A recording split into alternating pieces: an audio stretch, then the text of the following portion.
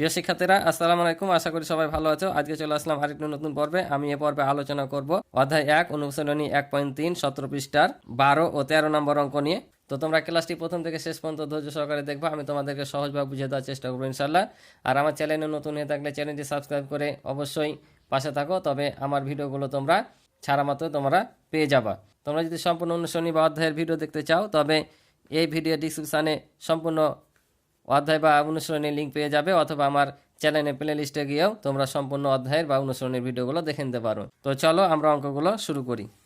তো এখানে 12 নম্বরে বলছে 4টি ঘন্টা একই সময়ে বেজে যথাক্রমে 40 সেকেন্ড, 20 সেকেন্ড, 24 সেকেন্ড ও 32 সেকেন্ড অন্তর বাজতে লাগলো।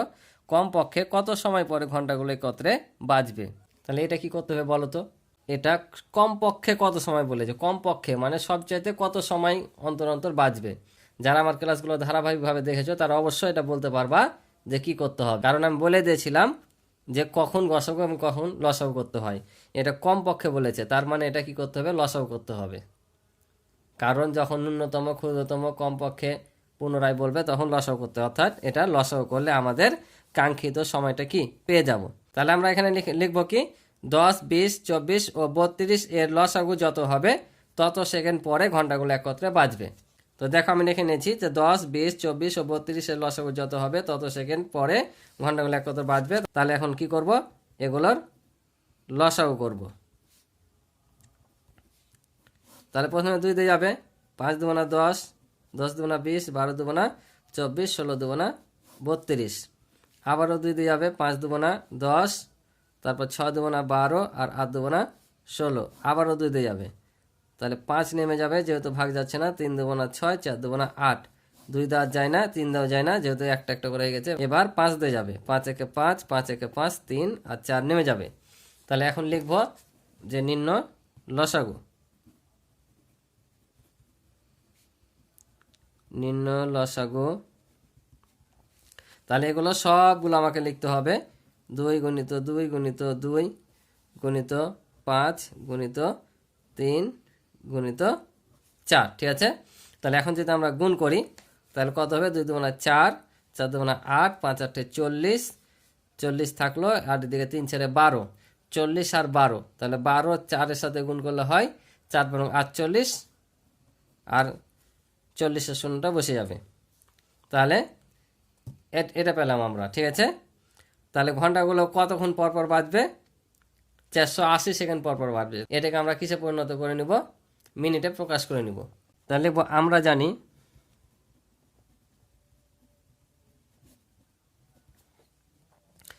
আমরা জানি 60 সেকেন্ড সমান 1 মিনিট। অতএব 1 সেকেন্ড সমান কম হবে, কম হলে কি করতে হয়? ভাগ। অতএব কত সেকেন্ড? 180 সেকেন্ড সমান, তাহলে উপরে 180 আর নিচে 60, অর্থাৎ এটা বেশি হবে। কম হলে ভাগ হয়, ভাগ করেছি, বেশি হলে গুণ হয়, তাই গুণ করলে উপরে যাবে। তো একের সাথে এটা গুণ করলে এটা হবে, তাই এটা বসে দিয়েছি। তাহলে আমরা এটা যদি ভাগ করি তাহলে 6 8 হয় 48, ঠিক আছে? আর এই 0 0 কেটে যাবে, তাহলে 8 মিনিট। 8 মিনিট, অর্থাৎ এখানে কি বলেছিল?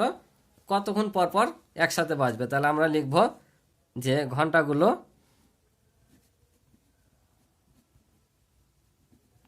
ঘন্টাগুলো 8 মিনিট পরে একসাথে বাজবে বা একত্রে বাজবে, ঠিক আছে? এটাই হচ্ছে আমাদের উত্তর। আশা করি তোমরা অঙ্কটি বুঝেছো।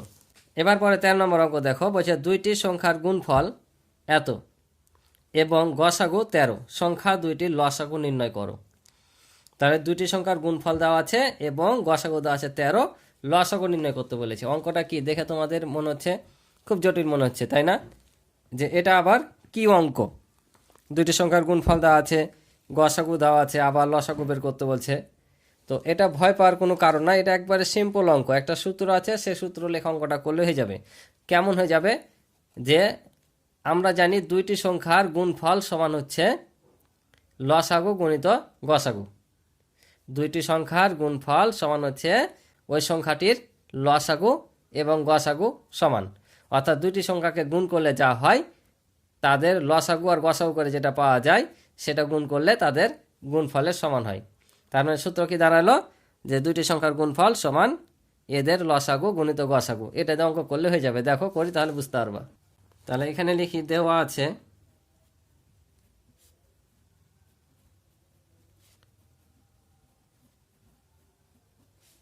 দুইটি সংখ্যার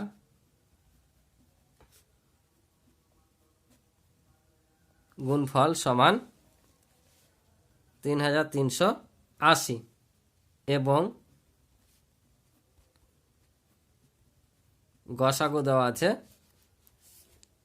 13। এখন আমাদের চেয়েছে লসাগু। তো লিখবো আমরা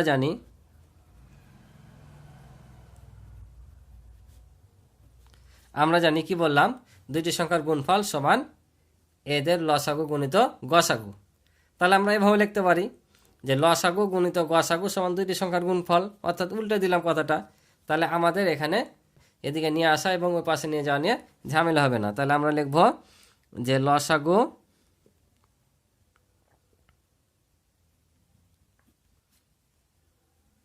লসাগু গুণিত গসাগু সমান হচ্ছে দুইটি সংখ্যার গুণফল।